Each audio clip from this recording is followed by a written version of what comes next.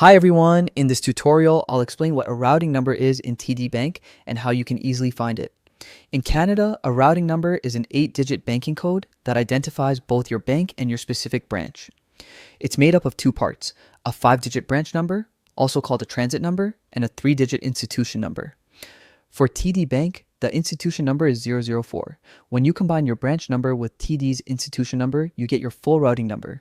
For example, the TD branch at 15 York Street in Toronto has the routing number 10152-004. Now, let's look at how to find it. If you have a TD check, you can see your routing number printed at the bottom. Look for the set of numbers that includes 004. That's your TD institution code, followed by your branch number. If you don't have a check, you can find it online.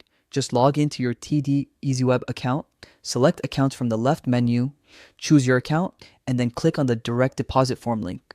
A PDF will open showing your branch number and institution number together.